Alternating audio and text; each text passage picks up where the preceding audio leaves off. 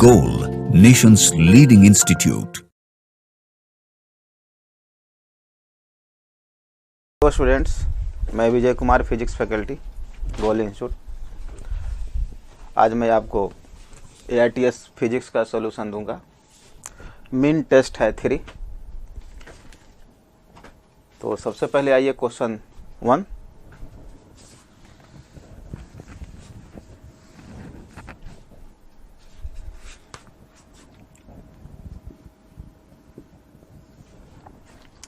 To particles of masses M1 and M2, M1 ज़्यादा है M2 से, initially at rest moves towards each other there under an inverse square law of force of attraction and mutual attraction gravitational attraction के कारण motion में है। Pick out the correct statement about the centre of mass of the system. देखिए, centre of mass system पर net external force कोई लग नहीं रहा है, क्योंकि ये जो है M1 है और ये M2 है, दोनों एक दूसरे पर आपस में फोर्स लगा रहा है, लेकिन ये सिस्टम पर नेट फोर्स 0 है, इसलिए सेंटर ऑफ मास का पोजीशन में कोई चेंजिंग नहीं होगा। सेंटर ऑफ मास जहाँ था शुरू में वहीं बाद में भी रहेगा, यानी कि centre of mass remains at rest. इसलिए इसका आंसर है हो जाएगा 3 नंबर। नेक्स्ट है A body A of mass m while falling vertically downward under gravity breaks into 2 parts। 2 parts में ब्रेक कर गया ये। A body B of mass m/4 and C of body A body C of mass 3m/4, 2 B और C में convert कर गया। The center of mass of the bodies B and C taken together shift compared to the body A। तो देखिए, याद रखिएगा कि body जब गिर रहा है ऊपर से और गिरते हुए यदि ब्रेक होता है तो इंटरनल फोर्स के कारण ब्रेक हो रहा है। तो जिस रास्ता पे सेंटर ऑफ मास जा रहा था उसी रास्ता पे जाएगा, लेकिन हॉरिजॉन्टली में कोई शिफ्टिंग नहीं होगा। तो इस केस में हम लोग कह सकते हैं कि हॉरिजॉन्टल कोई शिफ्ट नहीं हो पाएगा। वर्टिकल जिस रास्ता से जा रहा था, जिस पाथ पर वो जा रहा था, उसी पाथ पर चलते रहेगा और फिर ग्राउंड पर अपना आ जाएगा। तो इस तरह से हम लोग कहेंगे क्या कि हॉरिजॉन्टल डायरेक्शन में कोई शिफ्टिंग नहीं होगा, यानी कि इसका आंसर हो जाएगा 4। और 3 नंबर देखिएगा, consider a system of the 2 particles having masses M1 और M2। यह M1 है और ये M2 है। If the particle of mass M2 is pushed towards the mass center of particles through a distance d। M2 को इधर कर दिया d। At what distance should the particle of M1 move so that keep the mass of center particle at the original position। center of mass जहाँ था वहीं रहे। तो इसके लिए एक फार्मूला होता है कि इसको कितना शिफ्ट करे कि सेंटर ऑफ मास वही कोई रहे। तो याद रखिएगा कि M1 delta x1 and displacement M2 and delta x2, इसका डिस्प्लेसमेंट और ये दोनों बराबर होना चाहिए और डायरेक्शन अपोजिट। x मान लेते हैं और M2 इंटू डी मान लेते हैं, तो x बराबर हो जाएगा M2d/M1। ये फार्मूला बहुत इंपॉर्टेंट है, 2 पार्टिकल के लिए है। हम लोग क्लासरूम में भी इस पर बहुत ज़्यादा जोर देते हैं कि इसको याद रखना है, इसलिए इसका आंसर हो जाएगा 1st। नेक्स्ट है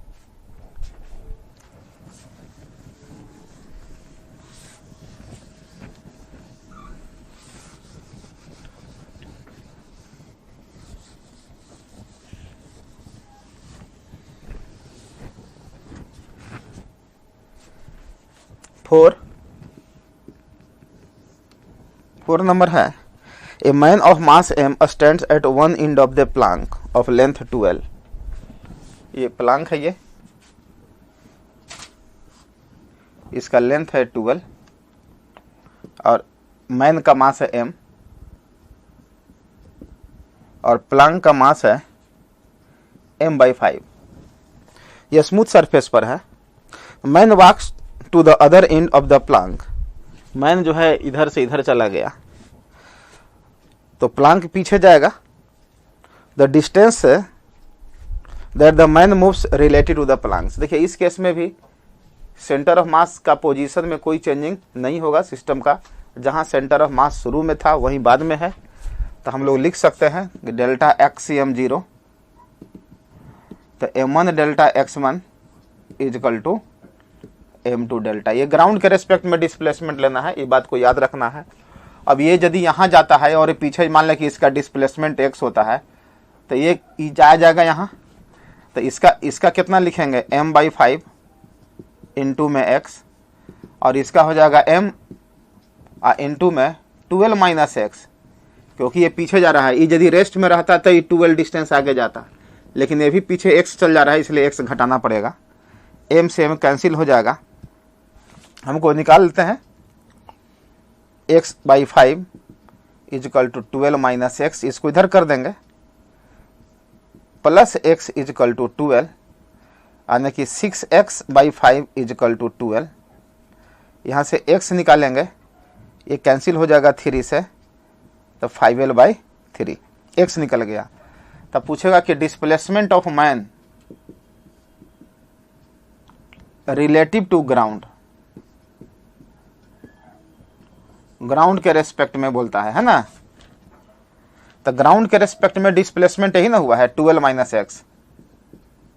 यहां से देख लीजिए तो 12 माइनस एक्स की जगह 5l/3, तो हो जाएगा कितना, 6 में से 1 चला गया, l/3, इसका आंसर 3। ये बहुत इंपॉर्टेंट फार्मूला है, देखिए फिर इसका यूज हो गया यहाँ पर ही। और उसके बाद है 5 number, moment of inertia of a body does not depend on it's. Moment of inertia किस किस बात पर डिपेंड नहीं करता है, तो देखिए मोमेंट ऑफ इनर्शिया जो होता है वह एंगुलर वेलोसिटी पर डिपेंड नहीं करता है, वो तो बॉडी का प्रॉपर्टीज है ना। किस किस बात पर डिपेंड करता है यदि पूछेगा तो क्या कहेंगे, मास पर भी डिपेंड करेगा, शेप साइज पर भी डिपेंड करेगा, डिस्ट्रीब्यूशन ऑफ मास पर डिपेंड करेगा, एक्सिस ऑफ रोटेशन पर डिपेंड करेगा, लेकिन एंगुलर वेलोसिटी पर डिपेंड नहीं करेगा। इसलिए इसका आंसर जो होगा फर्स्ट करेक्ट ऑप्शन होगा, नहीं करने वाला। 6 number, a composite disc of uniform thickness is to be made using the equal mass of aluminium and iron. Mass equal है, कंपोजिट है, एल्युमिनियम है और ये है, दोनों है। So that it has high is a moment of inertia as possible. Moment of inertia जो है ज़्यादा होना चाहिए, तो मास दोनों का इक्वल है, तो मास इक्वल है तो निश्चित है कि मास दोनों का इक्वल है, तो मोमेंट ऑफ इनर्शिया कहता है का कि the surface of the disc are made of the iron and aluminium inside. Iron और एल्युमिनियम दोनों इनसाइड। दूसरा है the whole of the aluminium is kept at the core and iron at the outer rim of the disc. देखिए iron का mass जो है ज़्यादा होगा, उसका डेंसिटी थोड़ा सा ज़्यादा होता है, तो मास तो सेम है लेकिन डेंसिटी ज़्यादा होता है। तो आयरन को किनारे किनारे रख देंगे तो ज़्यादा मास किनारे चला जाएगा, तो एक्सिस ऑफ रोटेशन से मोमेंट माने मास का डिस्ट्रीब्यूशन, यानी आयरन की बात करते हैं तो ज़्यादा दूरी पर रहेगा, वो तो भारी रहेगा, तो भारी आयरन होता है और एल्युमिनियम थोड़ा हल्का होता है, इसलिए भारी और हल्का की बात यहाँ कर रहा है ना। तो भारी वाला मास कहाँ रहेगा, बाहर रहेगा, माने ज़्यादा दूर पर रहेगा, तो इसलिए आंसर इसका हो जाएगा 2 हो जाएगा करेक्ट।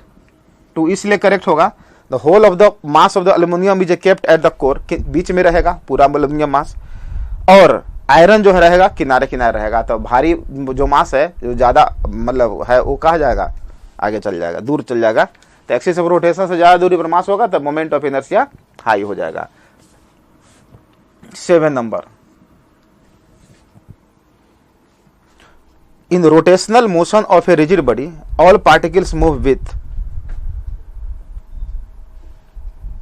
रोटेशनल मोशन में ऑल पार्टिकल्स का लीनियर स्पीड अलग अलग होता है, लेकिन एंगुलर स्पीड सेम रहता है, इसलिए आंसर जो होगा इसका विथ डिफरेंट, थर्ड ऑप्शन देखिएगा, with different linear velocities and same angular velocities.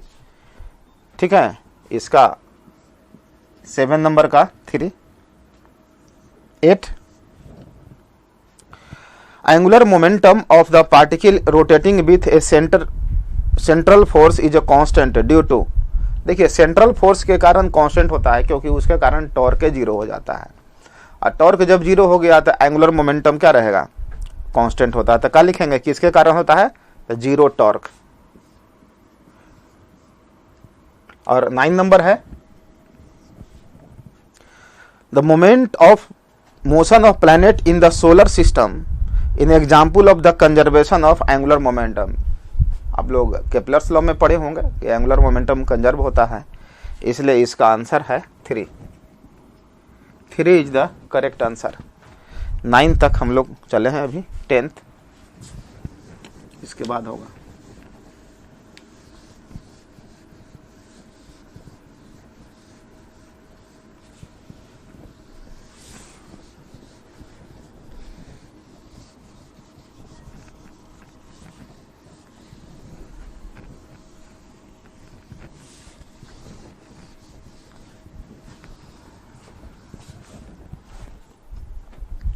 Ten number,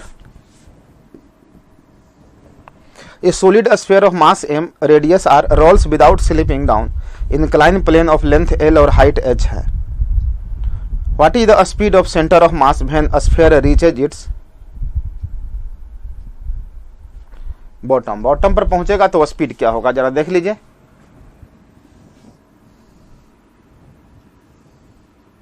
इसका हाइट h है, यहां था तब यहां आ जाएगा तो क्या स्पीड होगा, तो एनर्जी कंजर्व कर दीजिए।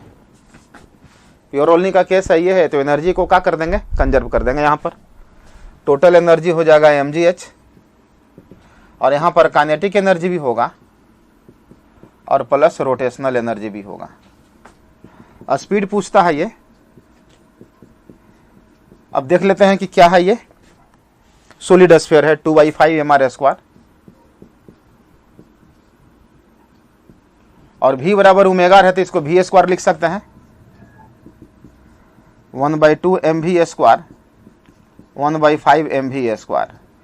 इसको सॉल्व कर देंगे तो हो जाएगा 7/10 mv² is equal to mgh।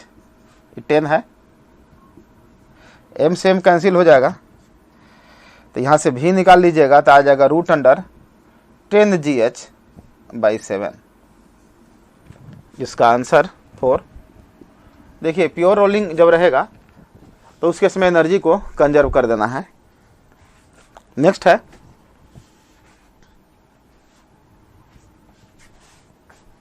11 number.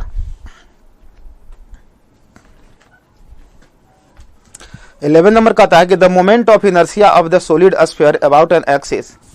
11 number है moment of inertia of a solid sphere about an axis passing through centre of gravity is 2/5 mr²। ये तुमको पता ही है कि 2/5 mr² होता है ना, ये सबको पता है, आप लोगों को भी पता होगा। Then its radius of gyration about parallel axis at a distance 4r from first axis. देखिए ये सॉलिड स्फीयर है, ये इसका मास m है, रेडियस r है, और इसके अबाउट यदि इसको हम रोटेट कराते हैं तो 2/5 mr² होता है। तो यहाँ से 4r डिस्टेंस पर इसके अबाउट मोमेंट ऑफ इनर्शिया क्या होगा, पहले आई निकालना पड़ेगा और तभी रेडियस ऑफ गायरेशन निकलेगा। तो आई निकालेंगे उसके अबाउट, तो क्या लिखेंगे, इसके अबाउट ICM हो जाएगा 2/5 mr² और प्लस m गुने में 4r², ये निकल जाएगा। तो रेडियस ऑफ गायरेशन होता है √I/m, इसमें I/m कर दीजिएगा तो आपको आ जाएगा √82/5 और r का वैल्यू हो जाएगा बाहर। इसका ऑप्शन जो है 4 करेक्ट। ठीक है, नेक्स्ट है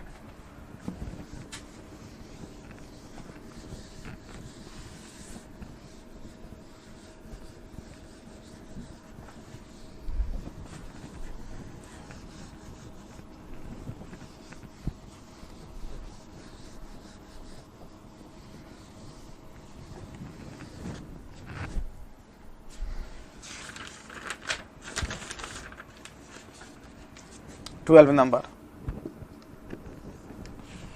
ए particle is confined to rotate a circular path decreasing linear speed, उसका लीनियर स्पीड डिक्रीज हो रहा है, then which of the following is correct. कौन, तो लीनियर स्पीड जब घटेगा तो एंगुलर स्पीड भी घटेगा। पहला कहता है तो एल क्या होगा, एंगुलर मोमेंटम जो होगा वो कंजर्व नहीं होगा क्योंकि ओमेगा ही घटेगा। तो हाँ, लेकिन उसका डायरेक्शन जो है क्या रहेगा, कंजर्व रहेगा। तो दूसरा तो ऑप्शन करेक्ट हो गया ये, इसलिए आंसर जो है 2 करेक्ट होगा। सिर्फ डायरेक्शन को हम लोग कह सकते हैं, only direction of angular momentum L is conserve, एकदम करेक्ट होगा ये। लेकिन मैग्नीट्यूड इसलिए नहीं होगा कि सर्कुलर पाथ पर जब मोशन में रहता है तो पार्टिकल का angular momentum M V R या एम ओमेगा आर स्क्वायर भी कह सकते हैं। तो यहाँ पर ओमेगा तो चेंज करेगा, भी चेंज करेगा मैग्नीट्यूड में। 13 कांस्टेंट टॉर्क दिया हुआ है, torque 3000 newton metre, a wheel at rest moment of inertia I दिया हुआ है, एंगुलर वेलोसिटी आफ्टर 4 सेकेंड। तो 4 सेकेंड के बाद एंगुलर वेलोसिटी निकालना है तो पहले अल्फा निकाल लीजिए। तो हमको पता होता है कि टॉर्क बराबर आई अल्फा होता है, तो alpha is equal to torque by I कर दीजिए। यहाँ से टॉर्क बाई आई करिएगा तो ये हो जाएगा 10, टॉर्क बाई आई कीजिएगा तो ये हो जाएगा 10। तो omega is equal to omega naught plus alpha T कर दीजिए। इनिशियल तो 0 है, अल्फा हो जाएगा 10 और टाइम कितना दिया हुआ है,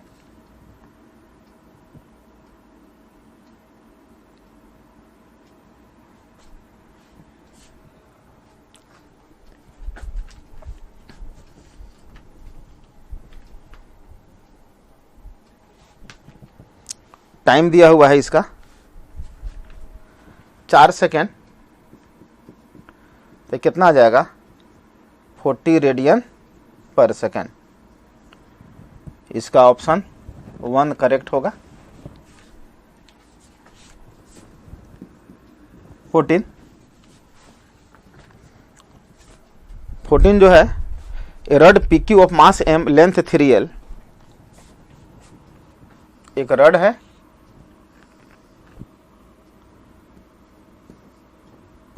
ए P है, इधर Q है और इसको हम लोग ऐसे टांग दिए हैं धागा से, इसका मास m है। अब कहता है का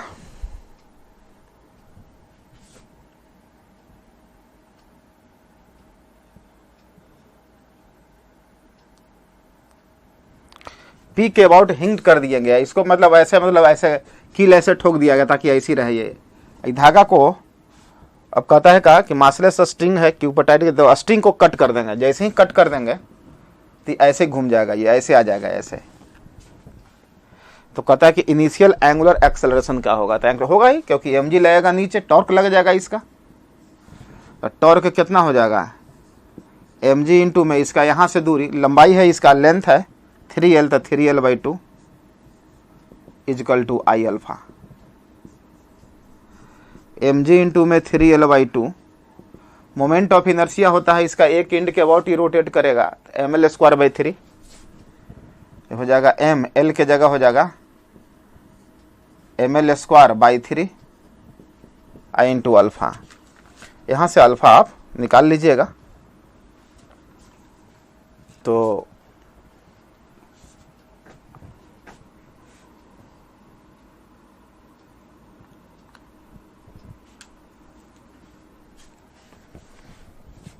फोर्टी नंबर का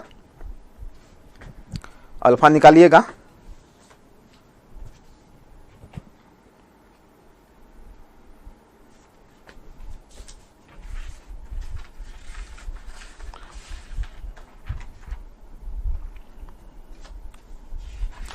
तो इसका आंसर हो जाएगा G/L आ जाएगा यहाँ से। देखिए ये 3 और 3 कैंसिल हो जाएगा, G/2L आ जाएगा यहाँ से, और इसका ऑप्शन 1 जो है करेक्ट होगा। नेक्स्ट है 15।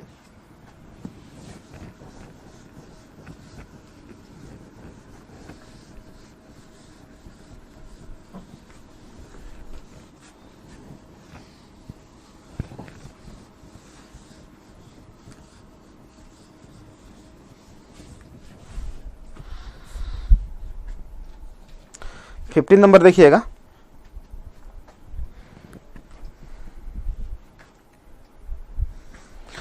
From a circular disc of radius R mass 25 M, circular disc है जिसका रेडियस आर है, mass 25 M, a small disc of radius R by 5 is remove from the disc से हटा दिया गया है। Moment of inertia of the remaining disc about an axis perpendicular to the plane of the disc and passing through centre O. तो देखिए इसको ऐसे जब कहेगा, देखिए 15 नंबर काट के हटाने वाला का कंसेप्ट क्या है, जैसे ये डिस्क है, ये डिस्क है पूरा और इसका रेडियस आर है और मास है 25 एम,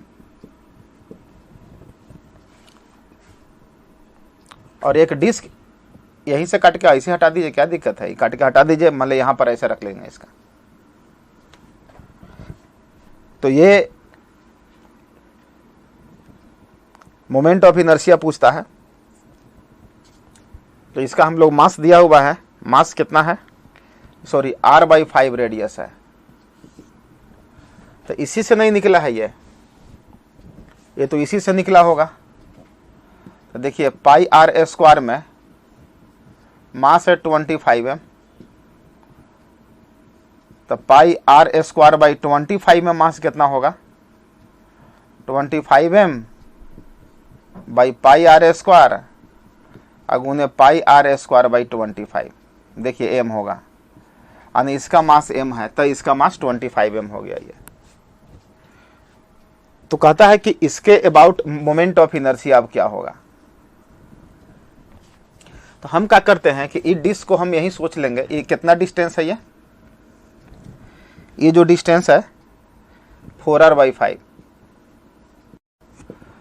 तो इसके अबाउट मोमेंट ऑफ इनर्शिया इस सेंटर के अबाउट कितना होगा, जरा इस सोच लीजिए, एक डिस्क है ये, तो इसके अबाउट निकालना होगा मोमेंट ऑफ इनर्शिया कितना, 4/5 इसके अबाउट निकालता है, इसके अबाउट निकल जाएगा तो कितना हो जाएगा, mr², m इंटू में r²/2 कितना आ जाएगा ये, m²/50। तो इसके अबाउट कितना होगा, इस एक्सिस के अबाउट मोमेंट ऑफ इनर्शिया कटा हुआ पार्ट का कितना होगा, ये I1 मानते हैं, तो I1 कितना हो जाएगा, तो यहाँ इसके अबाउट तो पता ही हो गया, आप प्लस m इसका m इंटू में r², 25, ये एलसीएम हो जाएगा 50, तो ये हो जाएगा mr² आप प्लस 32 mr², ये हो जाएगा 33 mr²/50 इसके अबाउट हो गया। तो हम क्या करेंगे कि टोटल में से ये वाला घटा देंगे तो रिमेनिंग पार्ट का निकल जाएगा, क्योंकि एक्सिस ऑफ रोटेशन दोनों का क्या कर लिया है, सेम कर दिया है, इसलिए आई रिमेनिंग निकालेंगे तो टोटल हो जाएगा mr², m के जगह 25, 2 में से I1 माइनस कर दीजिए, 25 mr², I1 कितना हो जाएगा 33 mr²/50।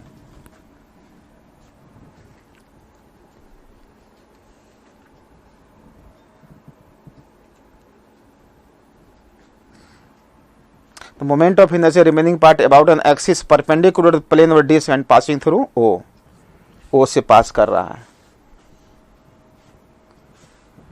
कितना हो जाएगा एलसीएम, देखिए तो इसका एलसीएम हो जाएगा 50 और ये हो जाएगा 625 mr² माइनस 33 mr², इसमें से हम लोग घटाएंगे तो 625 माइनस 33 माइनस कर दीजिए, तो ये हो गया 2 और ये हो जाएगा इतना हो गया 582,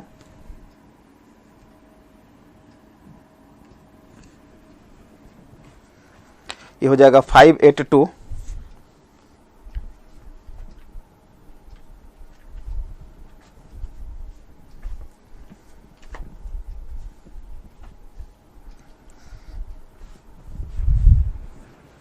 9 हो जाएगा ये। यहाँ देखिए तो कितना आ जाएगा ये 592/50 mr²। इसको सॉल्व कर लीजिएगा 296/25 mr² आ जाएगा यहाँ पर हमको, ठीक है। इसलिए इसका आंसर है 2 नंबर। नेक्स्ट है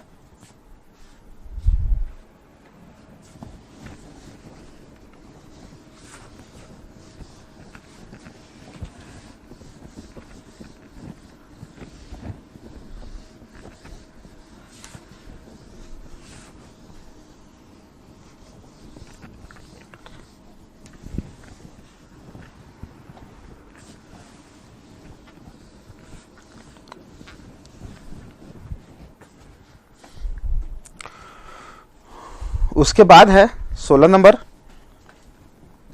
16 नंबर कहता है कि ए मास m moves in a circle on a smooth horizontal plane of velocity v, radius r0, mass is attached to the string which passes through the hole in the plane, ठीक है। Tension in the string is increased gradually, finally m moves in a circle of radius r/4, the final velocity of kinetic energy। तो देखिए इस case में हम लोग क्या करेंगे कि एंगुलर मोमेंटम को कंजर्व कर देंगे, क्योंकि टेंशन के कारण जो होगा वो सेंटर के अबाउट एंगुलर मोमेंटम टॉर्क 0 हो जाएगा। तो इसलिए हम लोग एंगुलर मोमेंटम को क्या कर देना है, कंजर्व कर देना है। अब एंगुलर मोमेंटम जब निकल जाएगा तो स्पीड निकल जाएगा, अब स्पीड निकल जाएगा तो फिर काइनेटिक एनर्जी निकाल लेंगे। तो देखिए फिगर है ये। तो शुरू में जब सर्कुलर पाथ पर जब मोशन में रहता है तो एंगुलर मोमेंटम होता है mvr। तो यहाँ पर क्या लिखेंगे कि mvr बराबर कांस्टेंट। तो पहले था m, स्पीड v0 है, रेडियस r0 था। आज जब स्पीड v हो गया और रेडियस हो जाएगा r0/4, m से m कैंसिल, r0 भी कैंसिल, v कितना हो जाएगा 4 हो गया रेडियस ना।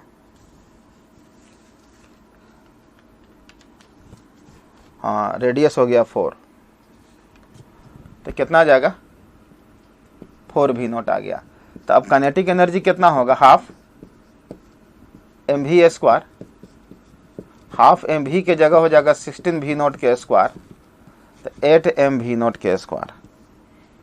इसका answer 4 correct.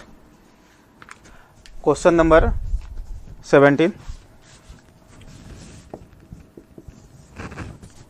A ring is rolling on a rough horizontal surface without slipping with linear speed v। ये रिंग है,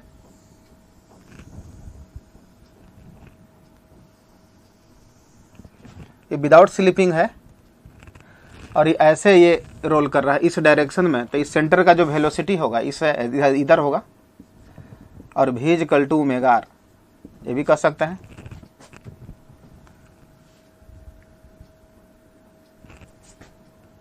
ये जो पॉइंट x की बात कर रहा है कि x का वेलोसिटी बताइए, तो x का वेलोसिटी एक इधर होगा, ω/r, ω/r के जगह पर v हो गया, और एक सेंटर इधर जाएगा तो इसका भी इधर ही होगा। तो कहता है कि linear speed of point x, इस x का लीनियर स्पीड निकालना है तो इस दोनों का रिजल्टेंट निकालना पड़ेगा। ये एंगल दिया हुआ है 2 थीटा, तो ये एंगल हो गया 90 डिग्री माइनस 2 थीटा, और ये तो 90 डिग्री है ही। तो अब जरा सोचिए कि ये जो भी है और एक ये भी है, ये दोनों के बीच का एंगल हो जाएगा 180 degree minus 2 theta. Resultant velocity निकालेंगे, फार्मूला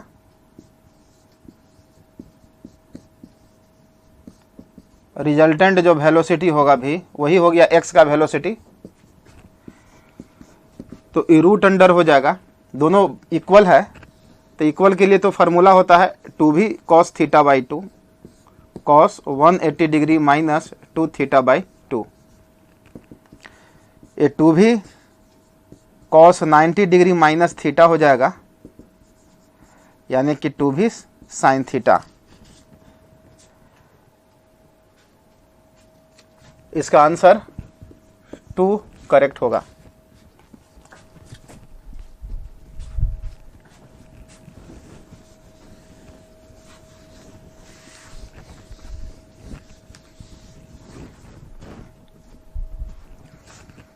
अब है question number 18। A small object of uniform density rolls up a curved surface with initial velocity v। एक कर्व सरफेस पर रोल कर रहा है, किसी भी तरह का कर्व हो, रोल कर रहा है। मैक्सिमम हाइट दिया हुआ है ये 5v² h max with respect to the initial position। the object is, तो ऑब्जेक्ट क्या होगा? तो देखिए इसके लिए हम लोग मोमेंट ऑफ इनर्शिया पहले निकालना पड़ेगा कि इसका मोमेंट ऑफ इनर्शिया कितना होगा।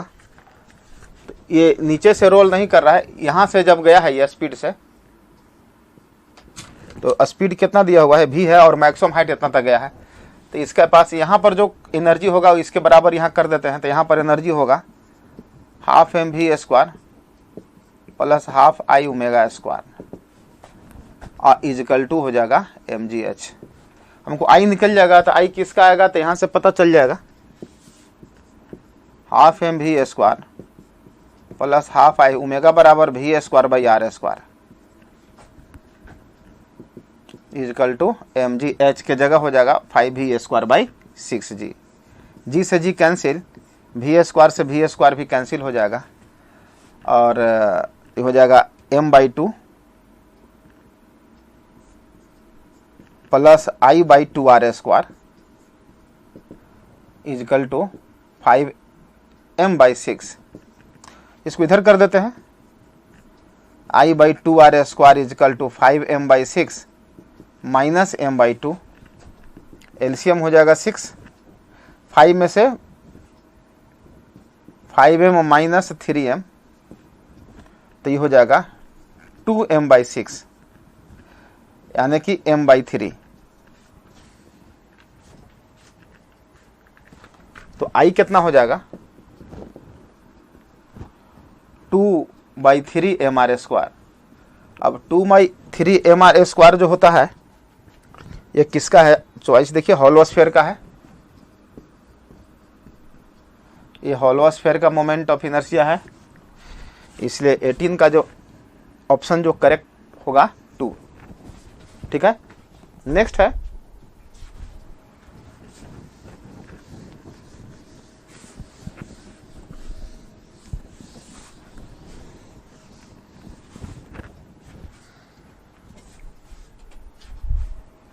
Nineteen. Match the following. Match के लिए कहता है, पहला है moment of inertia of the solid sphere radius R about an any tangent. Tangent के अबाउट कर दीजिएगा तो 2/5 mr² प्लस mr², तो 7/5 mr²। तो पहला का जो ऑप्शन, पहला का किससे मिल रहा है? 2 से। देखते हैं कि पहला का 2 से किससे है, और फर्स्ट और थर्ड दोनों दिया हुआ है। तो बी, तो फर्स्ट थर्ड का सेकंड ऑप्शन भी 1-1 होगा। थर्ड ऑप्शन अलग अलग है, थर्ड ऑप्शन से देख लेते हैं कौन है थर्ड। सी का, सी क्या है? Moment of inertia of the circular ring of radius R about diameter. Ring का मोमेंट ऑफ इनर्शिया डायमीटर के अबाउट mr²/2 होता है, यानी कि 4। सी का 4 हो गया, यानी ऑप्शन जो है फर्स्ट करेक्ट होगा इसका। खाली फार्मूला था, ये फार्मूला को देखना था। 20 है, the centre of mass of a body में lies where there is no mass. माने सेंटर ऑफ मास वहां भी लाइज कर सकता है जहां पर मास ना हो, ये तो है पॉसिबल, आउटसाइड द मास हो सकता है। Centre of mass of a body is a point where the whole of the mass is a suppose to be constant. ये भी सही है, स्टेटमेंट 1 करेक्ट हो गया और 2 भी करेक्ट है, इसलिए आंसर हो जाएगा इसका first 21। When Earth moves around the sun, the quantity which remains, the aerial velocity conserve रहता है, कांस्टेंट रहता है। Rate of change of area swept जो होता है वो कांस्टेंट होता है, उसी से एंगुलर मोमेंटम कंजर्व होता है।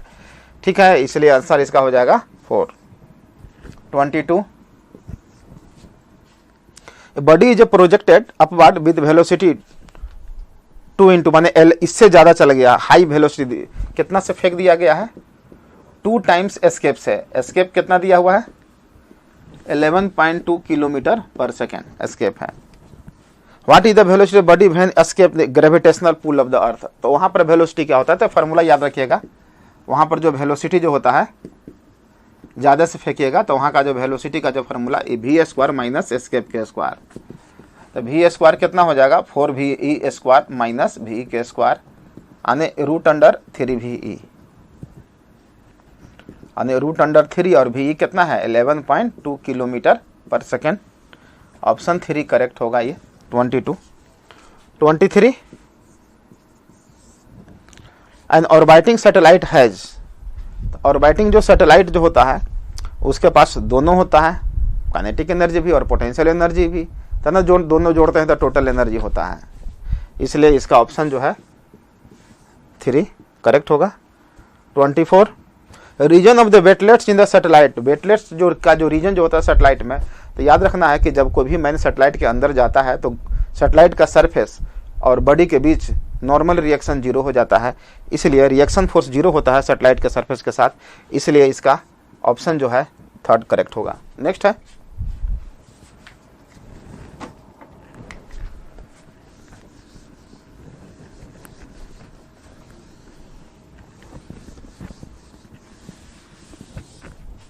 नेक्स्ट है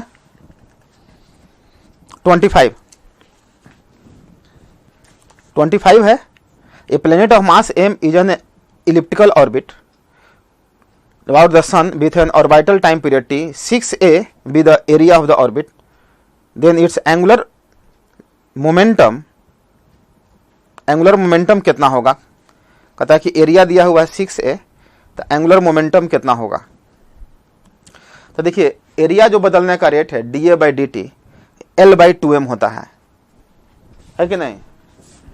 एरिया जो बदलने का जो रेट होता है थ्योरी में पढ़ेंगे L/2m, 2m L angular momentum है, तो कहता है कि एंगुलर मोमेंटम कितना होगा, तो 2m गुने में एरिया बदलने का रेट,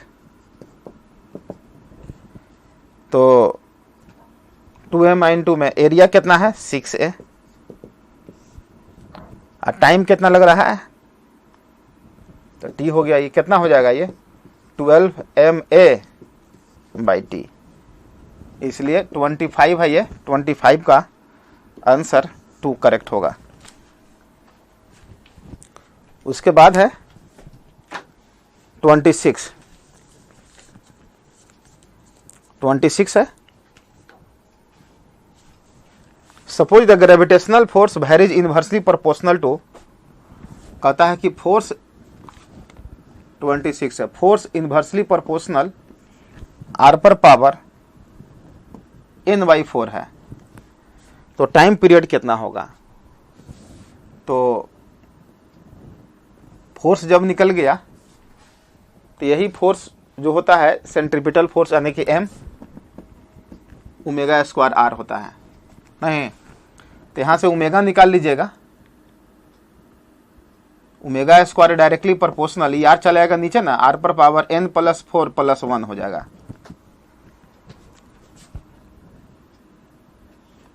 तो यहाँ से ओमेगा निकल गया, r पर पावर n+4/4 स्क्वायर हो गया ये,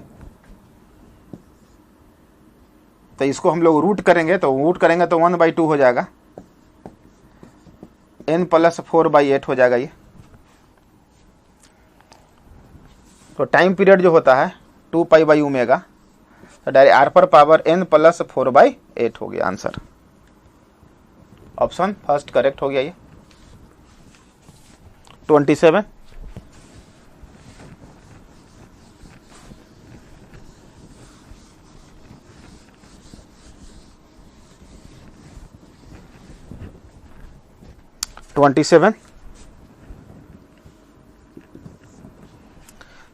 if an object of mass m is taken from the surface of the earth to height 7r, the work done is, जितना पोटेंशियल एनर्जी बढ़ेगा वही वर्क डन होगा।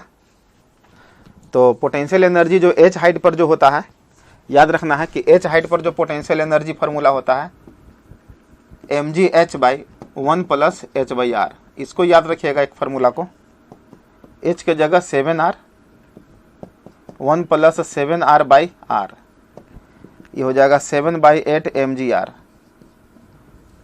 ग्राउंड को रिफरेंस मानते हैं तो इसलिए आंसर क्या हो जाएगा 4 करेक्ट हो गया ये।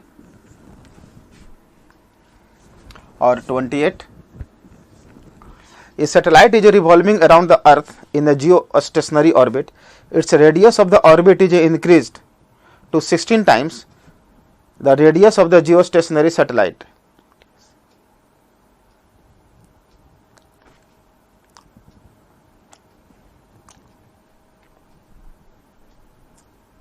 What will be the up time period? तो टाइम पीरियड का जो फार्मूला होता है T square, T directly proportional R पर पावर 3/2। अभी 64 टाइम्स बढ़ा देते हैं तो ये कितना हो जाएगा देख लीजिए, 64 टाइम्स 8 के स्क्वायर गुने 3/2 माने 8 पर पावर 3, ये कितना हो जाएगा?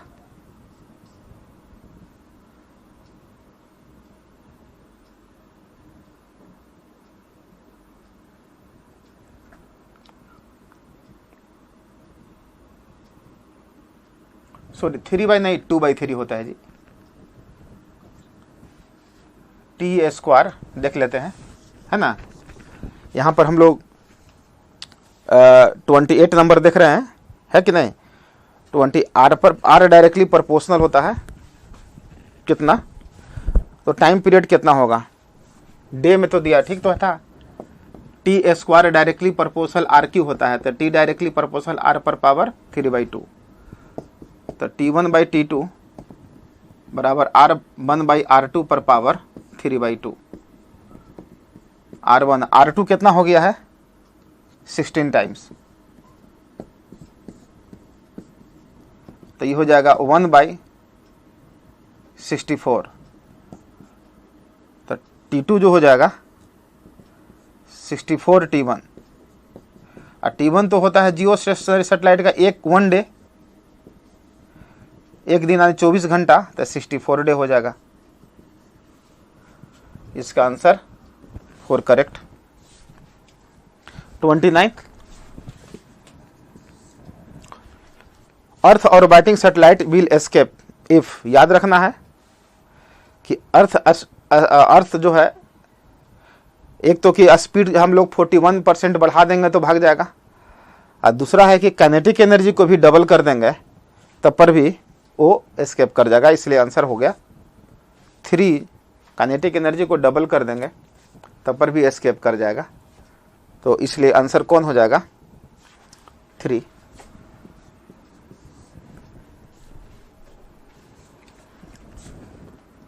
30 नंबर है ये। 30 नंबर देखिए, ए particle starts moving from rest with uniform acceleration, it travels a distance x in first 3 second, x first 3 second, तो हाफ a x स्क्वायर कर दीजिए, हाफ a 3 के स्क्वायर कर दीजिए, तो अगला 3 सेकेंड में कितना होगा, तो x प्लस अगला 3 सेकेंड में टोटल हम कर लेते हैं कितना 6 के स्क्वायर कर दीजिएगा, तो y plus x/x is equal to 3/6 का होल स्क्वायर हो गया 1/4, तो यहाँ से y इजकल टू हो जाएगा x प्लस वाई, और सॉरी 6/, हो जाएगा उल्टा हो गया ये 6/3, तो ये हो जाएगा 2 आने की 4, तो y plus x is equal to 4x, तो y इजकल टू 3x। ऐसे भी ऑड नंबर का रेशियो आता है, याद रखिएगा। इसमें आंसर इसका 2 करेक्ट है। 31 इक्वेशन ऑफ ट्रेजेक्ट्री दिया हुआ है ये 5√3x², इसलिए y इक्वल टू निकाल लीजिए यहाँ से 1/√3x माइनस 5x² होगा ये। इसको कंपेयर कर दीजिए, इक्वेशन ऑफ ट्रेजेक्ट्री होता है tan θx minus g/2u² cos² θx², इसको कंपेयर इससे कर लीजिए, ये बराबर होगा आने की, यहाँ से tan थीटा हो जाएगा 1/√3, तो थीटा हो जाएगा 30 डिग्री। इसका आंसर फर्स्ट करेक्ट होगा 31 का। अब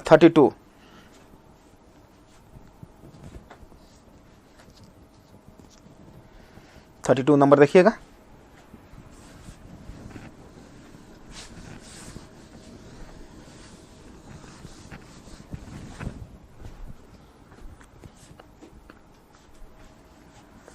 32।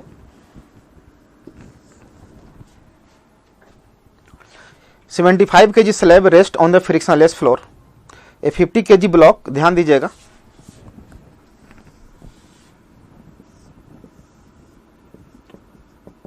$75 kg है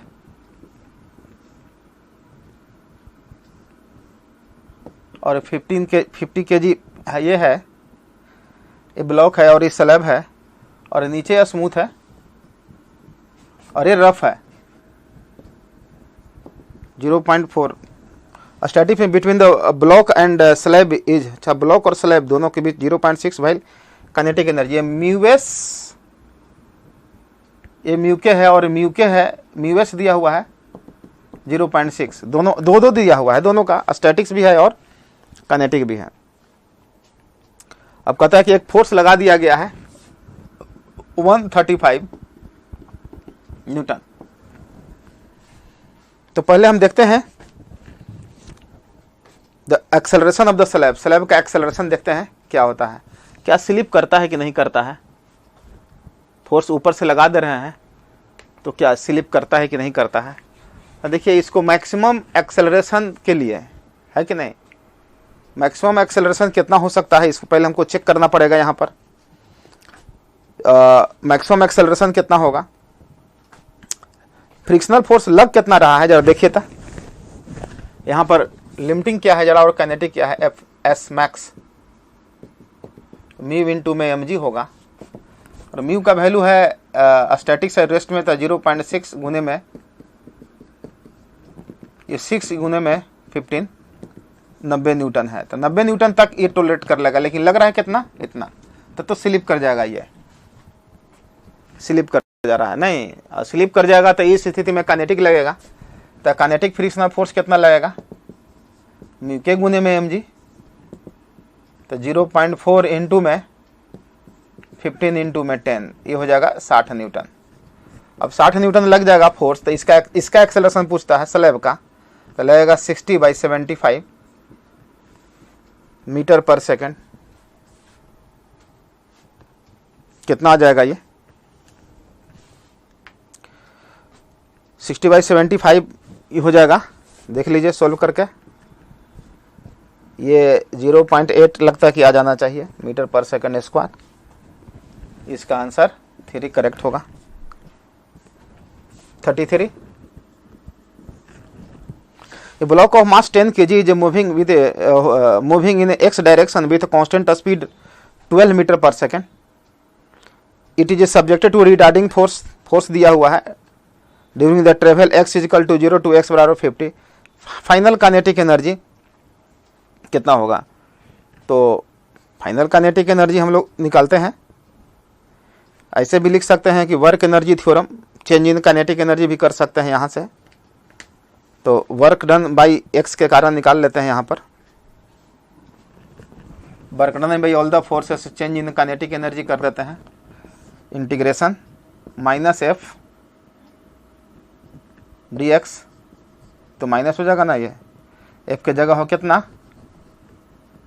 minus 0.25x D X is equal to final kinetic energy minus initial kinetic energy. Initial पता है ये है, और x का लिमिट है 30 से लेकर के 50, ये तो माइनस बाहर आ जाएगा ये। तो ये वाला फाइनल काइनेटिक एनर्जी कितना होगा, इसको इधर कर देते हैं तो हो जाएगा हाफ mu² माइनस इंटीग्रेशन, इसका इंटीग्रेशन हो जाएगा 0.25x² 2, 30 से 50 कर देना है, और मास का वैल्यू तो पता ही है कितना दिले होगा 10 kg है, और इनिशियल स्पीड दिया हुआ है 12। अब इसको सॉल्व कर लीजिएगा लिमिट रख करके,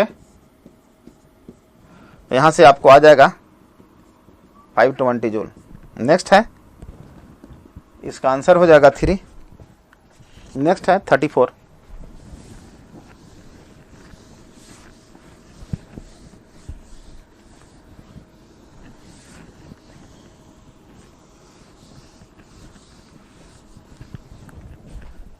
नेक्स्ट है 34 है,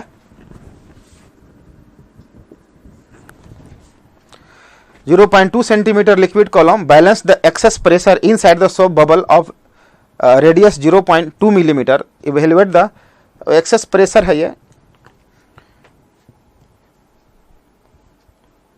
सोप बबल है ना, तो एक्सेस प्रेशर निकालने के लिए एक्सेस प्रेशर दिया हुआ है। तो एक्सेस प्रेशर का जो फार्मूला जो होगा, excess pressure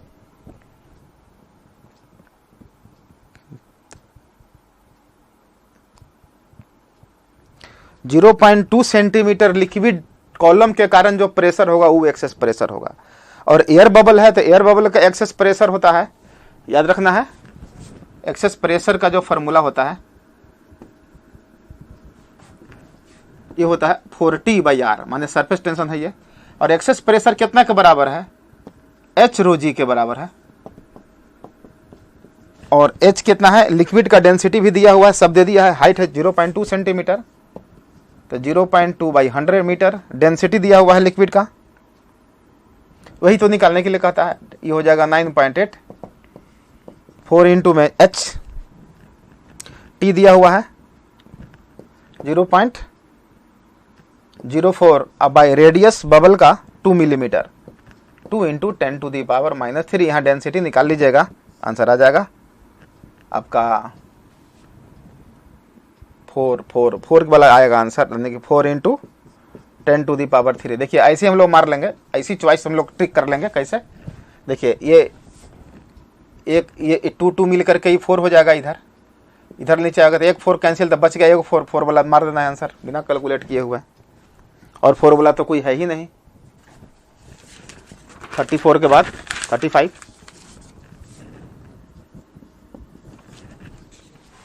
an object of mass 20 kg having velocity 3 meter per second collides with another object of mass 30 kg having velocity is the same direction 1 meter per second. What is the loss of energy during this process if it is a perfectly elastic collision? Perfectly elastic collision है ये, perfectly inelastic है। तो perfectly inelastic collision के लिए loss energy का formula होता है half m1 m2 by m1 plus m2 v1 minus v2 का होल स्क्वायर। इसी में इसको डाल दीजिए, एक 20 kg है और एक 30 है और एक 50 हो जाएगा। स्पीड कितना दिया हुआ है? 3 है और एक 1 है, डाल दीजिए, इसमें आ जाएगा आपका ये हो जाएगा 2 4।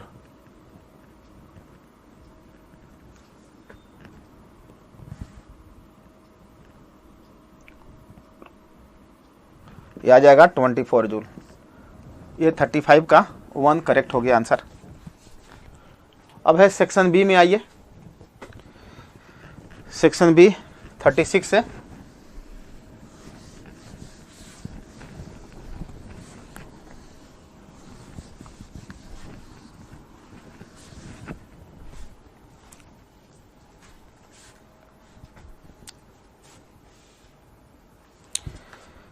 से आइए। सेक्शन बी है, कहता है एक man of mass 80 kg is standing on the horizontal conveyor belt when the belt is given acceleration दिया हुआ है। The man remains stationary with respect to the moving belt, the net force acting on the man is. तो देखिए याद रखिए, net force जो होता है मास गुने एक्सेलरेशन होता है। कन्वेयर बेल्ट पर जो फोर्स जो एक्सेलरेशन जो चल रहा है तो उतना ही एक्सेलरेशन से मैन भी चल रहा है। तो नेट फोर्स की पूछता है तो मास गुने एक्सेलरेशन खाली कर दीजिएगा।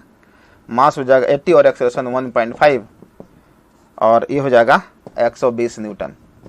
इसलिए इसका आंसर 4 करेक्ट। 36 के बाद 37 है ये 37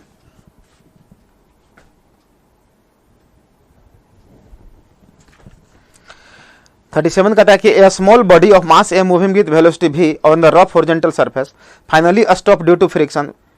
Find the mean power developed by the friction force during the motion of the body. Mean power develop करने के लिए कहता है कि एवरेज पावर कितना होगा। और म्यू दिया हुआ है, रुक गया है वो, शुरू में वेलोसिटी था।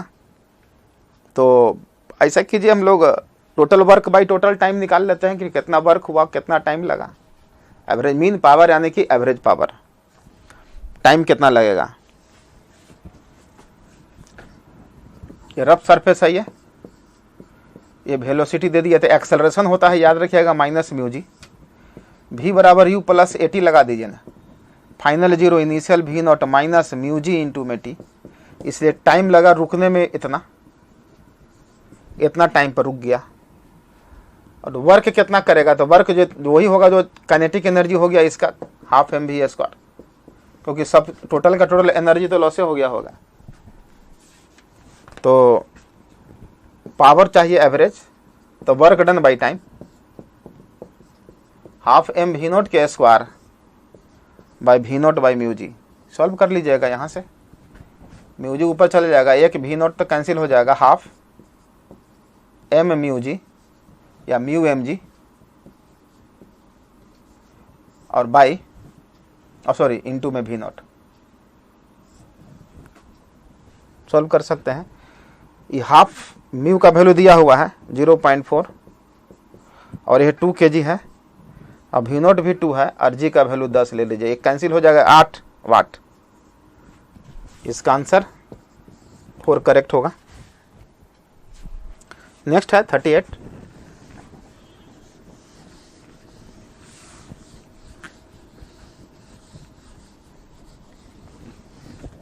नेक्स्ट है 38।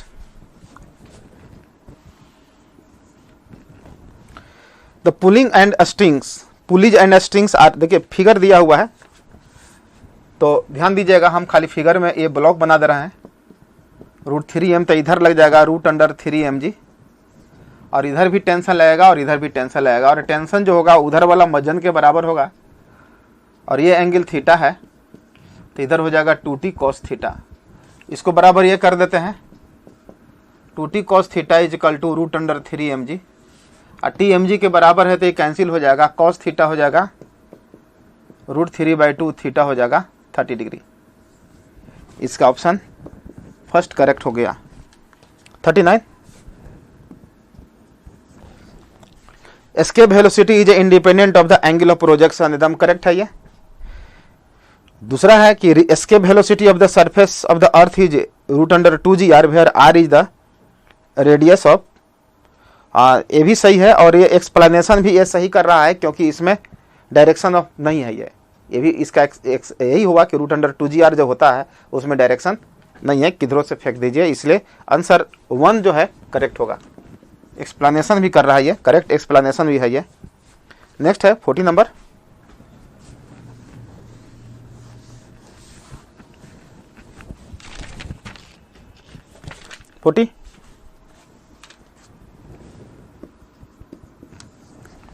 Moment of inertia of disk about an axis which is tangent to the edge and perpendicular to the plane is I।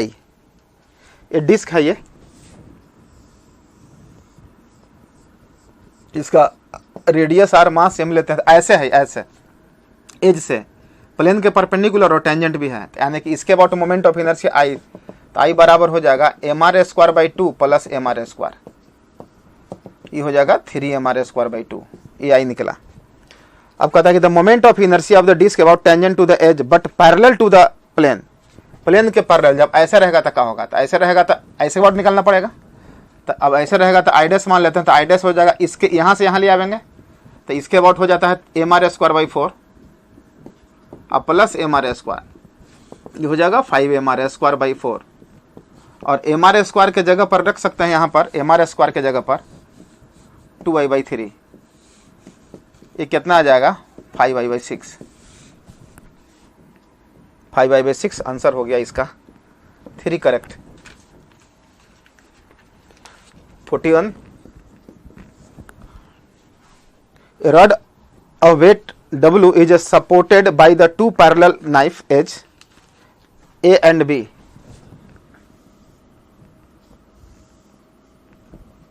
एक यहाँ पर है और एक यहाँ पर है, मान लेते हैं कि ऐसे सपोर्ट किए हुए हैं, ये है और इधर भी है,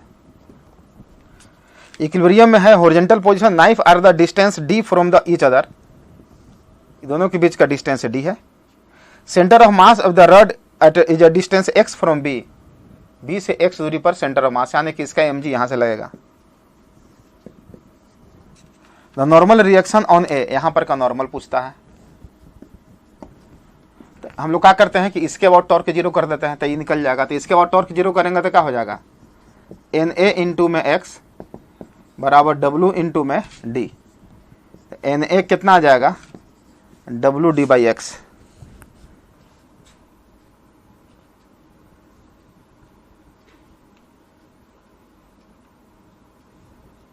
एन ए निकालते हैं तो सॉरी देख लीजिए, तो यहाँ से knife at a distance D from the each other D है, the knifes are at a distance D from each other, ठीक है। The centre of the rod is at a distance D, distance X from B, centre of the rod, हाँ तो ए का normal पूछता है।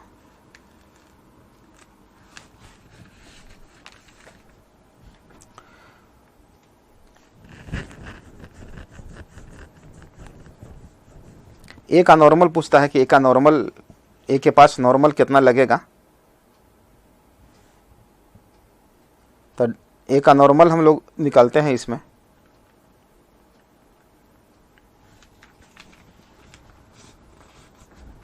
तो इसके बाद यदि हम टॉर्क निकालेंगे,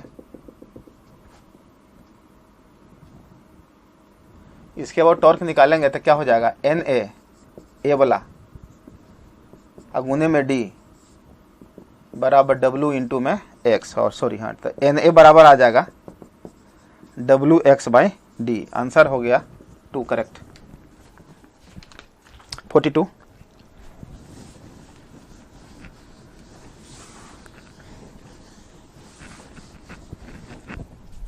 42 नंबर देखिएगा।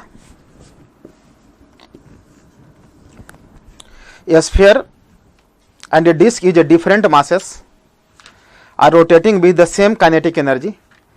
If the apply retarding torque T on the disk, it is stopped on the complete n revolution in all. कहता है कि एक डिस्क रोटेट कर रहा है और उस पर रिटार्डिंग टॉर्क दिया गया है, रुक गया। इसका मतलब कि टॉर्क के कारण जो वर्क होता होगा वो change in rotational kinetic energy होगा। If the same torque apply to the sphere, उसी टॉर्क को अब स्फीयर पर अप्लाई किया गया है। How many revolution will complete in all before stops, उतने स्पीड से वो भी घूम रहा है तो कितना लगेगा। तो देखिए, तो वर्क तो वही करेगा ना, वर्क वही करेगा। तो उस केस में हम लोग, क्योंकि वर्क का जो फॉर्मूला होता है टॉर्क टी डॉट, टॉर्क मतलब टाउ कहते हैं, टॉर्क डॉट थीटा बराबर ये काइनेटिक एनर्जी होगा। ये एंगल वही है और ये भी वही है, थीटा भी वही होगा टोटल एंगल, इसलिए एन ही रेवोल्यूशन हो जाएगा। इसका आंसर है 3 नंबर आ जाएगा, देख लीजिएगा 43। क्योंकि काइनेटिक एनर्जी सेम है, टॉर्क भी सेम है, तो थीटा भी क्या होना चाहिए, सेम ही होना चाहिए। टॉर्क कांस्टेंट है तो हम लोग लिख सकते हैं torque into theta is equal to K E. ए भी सेम है, ए भी सेम है, तो ए भी सेम है, थीटा सेम है, तो नंबर ऑफ रेवोल्यूशन भी क्या होगा, सेम ही होगा। क्योंकि नंबर ऑफ रेवोल्यूशन की जब हम बात करते हैं, नंबर ऑफ रेवोल्यूशन, तो हम लोग क्या लिखते हैं, थीटा बाई 2 पाई। तो थीटा सेम है तो नंबर ऑफ रेवोल्यूशन भी सेम होगा। नेक्स्ट है 43। A sphere and a disc of different mass, अच्छा ये तो हो गया 43। अब देखिए, a circular platform is mounted in the frictionless vertical axis. जैसे ये है, ये सर्कुलर प्लेटफॉर्म है, ये इसका एक्सिस ये वाला है, ऐसे माउंटेन किया हुआ है, ये ऐसा समझ जाइए कि वर्टिकल एक्सिस पर ऐसे ही घूम रहा है, हॉरिजॉन्टल ऐसे, ठीक है ना। इसका रेडियस आर है। Its moment of inertia about the axle is 400। इसका आई दिया हुआ है, उसके अबाउट कितना है, 400 kg मीटर स्क्वायर है। It is initially at rest, शुरू में रेस्ट है। मैन है 75 kg का, यहाँ पर एक मैन है 75 kg का, ये चलना शुरू कर देता है, वॉक करता है एज पर, स्पीड कितना से 2 मीटर पर सेकेंड से, किसके रेस्पेक्ट में, ग्राउंड के रेस्पेक्ट में, ठीक है। तो एक चक्कर लगाने में कितना टाइम लगेगा। तो सबसे पहले हमको देखना पड़ेगा कि जैसे ही मैन इधर चलेगा तो ये पीछे भागेगा, तो ये पीछे भागेगा। तो एक चक्कर लगाने में तो जल्दी नहीं लगा लेगा ना, क्योंकि वो भी पीछे जा रहा है अपोजिट डायरेक्शन में। तो सबसे पहले एंगुलर मोमेंटम कंजर्व कर दो यहाँ पर, mvr is equal to I omega. Omega निकल जाएगा, यहाँ मास दिया हुआ है 75, v है 2, रेडियस है रेडियस कितना दिया हुआ है, 2a है, और I है 400, तो ओमेगा निकल गया। एंगुलर वेलोसिटी यहाँ से निकल गया, ये 300 बाई 400, ये हो जाएगा 3/4 रेडियन पर सेकंड, एंगुलर वेलोसिटी निकल गया। तो इसका पीछे की ओर जो लीनियर स्पीड कितना होगा जरा देख लेते हैं, v डैश। तो लीनियर स्पीड हो जाएगा ओमेगा r कर देंगे, तो ओमेगा हो जाएगा 3/4 और r हो गया 2, तो कितना आ जाएगा 3/2। तो भी रिलेटिव कितना होगा, जुड़ जाएगा ना, तो 2 + 3/2, तो हो जाएगा 4 और 3 7/2। भी रिलेटिव, तो टाइम पीरियड हो जाएगा 2πr बाई भी रिलेटिव, 2πr के जगह 2 है और 7/2, कितना आता है आंसर इसका देख लो, 8π/7, 8π/7 होगा इसका आंसर, 2 करेक्ट हो गया, क्योंकि अपोजिट डायरेक्शन में ना है तो रिलेटिव यहां पर जुड़ जाता है। नेक्स्ट है 44।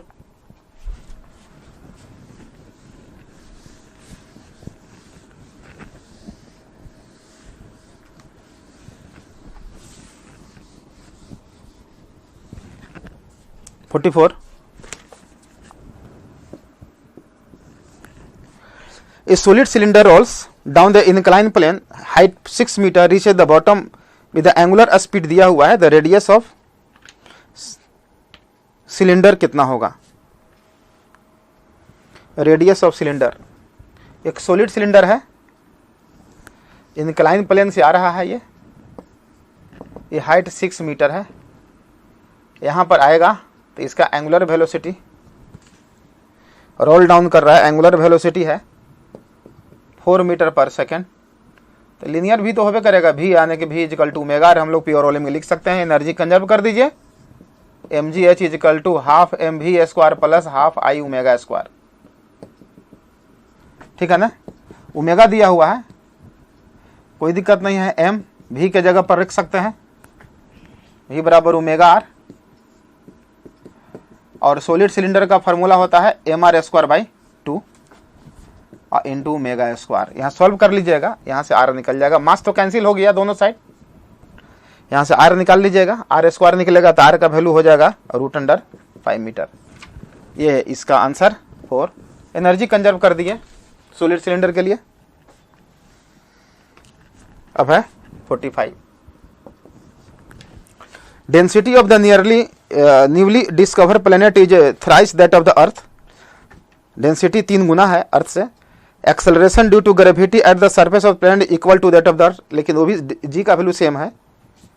तो रेडियस ऑफ प्लेनेट पूछता है, तो ध्यान दीजिएगा, रेडियस जी का जो वैल्यू जो होता है 4/3πr, 4/3π कितना एक होता है, देखिए जी का वैल्यू फार्मूला होता है gm/r²। डेंसिटी के टर्म में ले लीजिए, डेंसिटी बराबर हो गया तो 4/3πr3 वॉल्यूम गुने में डेंसिटी, ये हो जाएगा जी का वैल्यू हो जाएगा 4/3πgr3 हो गया, सॉरी r इंटू में d। अब देखिए ये सेम है, ये सेम है, ये सेम है। अब ये 3 गुना है तो ये डेंसिटी 3 गुना है तो ये रेडियस क्या होगा, 3 गुना कम जाएगा, इसलिए आंसर कितना हो जाएगा r/3, 3 टाइम्स कम जाएगा, क्योंकि ये d 3 टाइम्स ज़्यादा है तो r का वैल्यू 3 टाइम्स कम जाएगा, तभी g का वैल्यू सेम होगा। नेक्स्ट है 46।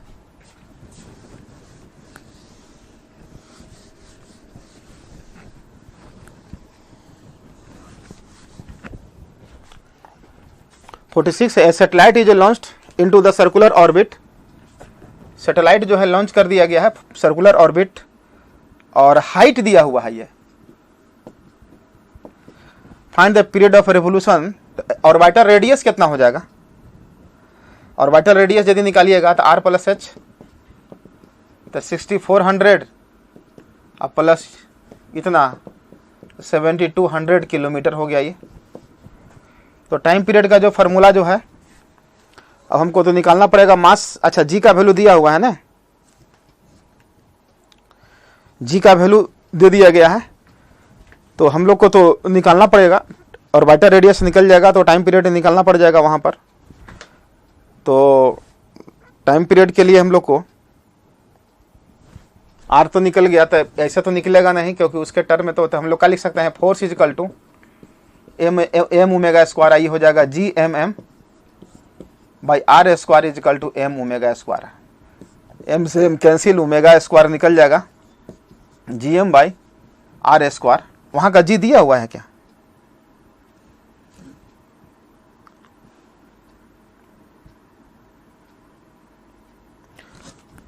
आई इंटू में आर क्यू। इसको ऐसे सोच सकते हैं कि जी एम बाई आर के जगह हो जाएगा आर प्लस एच का होल क्यू। जी एम बराबर लिख सकते हैं यहाँ पर, देखिए स्मॉल जी बराबर होता है G M by R square, तो जी एम बराबर हो जाएगा G R square by R plus H का होल स्क्वायर। यहाँ से हम लोग ओमेगा निकाल लेना है, और ओमेगा निकल जाएगा तो टाइम पीरियड निकाल लीजिएगा 2 पाई बाई ओमेगा, ये आपको आ जाएगा 1.6 आवर। आपको कैलकुलेशन खुद करना है, ठीक है। नेक्स्ट है 47, the satellite of mass m revolving in a circular orbit of radius r around the earth has a kinetic energy E, then its angular momentum is, angular momentum तो mvr होता है और kinetic energy E है।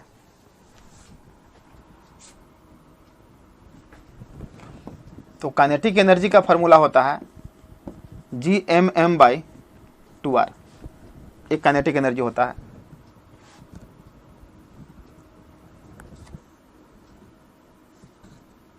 Kinetic energy E है और angular momentum होता है mvr।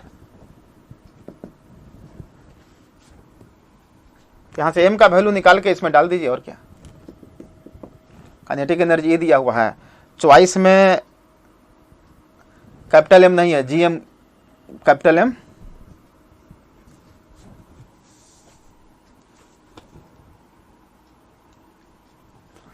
Forty 47 में देखिएगा चॉइस में कैपिटल M नहीं है, तो इसके टर्म में हम लोग हटा दीजिए, इसके टर्म मत रखिए, हम लोग रख लीजिए इसके टर्म में फॉर्मूला। काइनेटिक एनर्जी है ये है तो half mv square is equal to E, और एंगुलर मोमेंटम होता है mvr।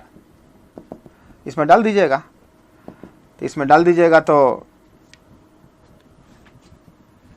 आपका आ जाएगा √2e mr²। इसका ऑप्शन 4 करेक्ट हो जाएगा। 48,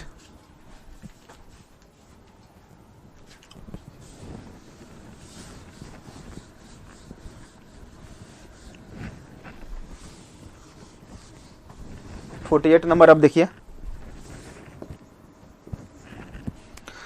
infinite number of bodies each of mass m are situated at the X axis, 1 metre 2 metre और 9 मीटर तक है ना। एक्स एक्सिस है ये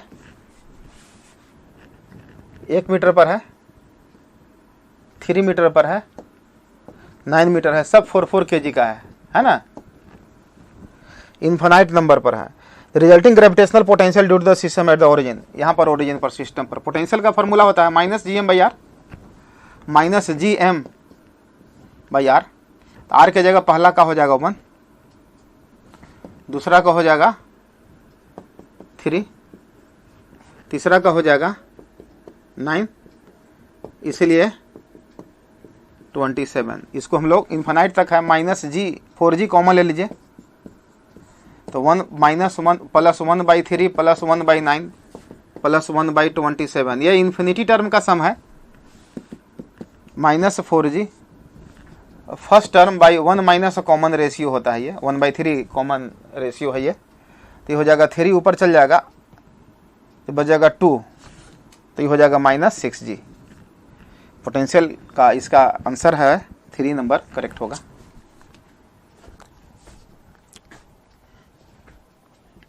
और 49,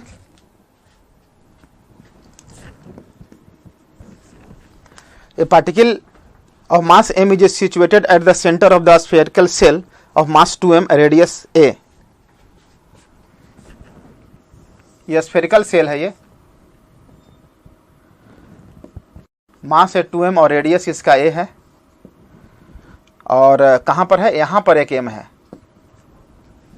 the magnitude of the gravitational potential at point a/4 from the distance, यहाँ से a/4 पर पोटेंशियल पूछता है कितना होगा।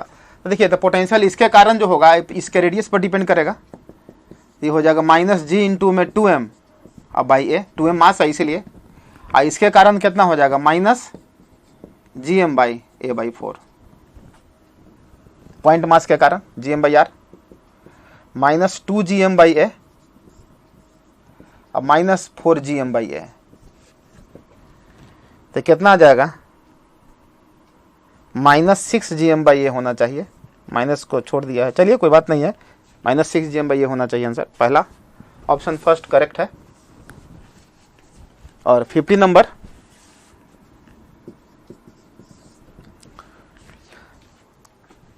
The plane of rotation of the geostationary satellite. देखिए, प्लेन जो होता है रोटेशन का इक्वेटोरियल प्लेन में होता है, ये चीज याद रखना है। तो क्या कहते हैं, must be parallel to equatorial plane, एकदम जरूरी है, तभी तो टाइम पीरियड रहेगा ही। दूसरी बात है कि तीसरा भी ऑप्शन सही होगा, must pass through the centre of the अर्थ। वो प्लेन जो होगा वो अर्थ के सेंटर से ही पास करेगा। ये तो सबके लिए है, चाहे जियो स्टेशनरी सैटेलाइट रहे या न रहे, उस ऑर्बिट का सेंटर और अर्थ का सेंटर कोइंसाइड होना चाहिए, तभी वो सैटेलाइट सक्सेस होगा वो रोटेट करने के लिए, रिवॉल्व करने के लिए, वो सबके लिए है। इसलिए ऑप्शन जो है इसका 4 करेक्ट होगा। तो यही था, हो गया आपका ये 50 क्वेश्चन का 50 क्वेश्चन का सॉल्यूशन। Thank you.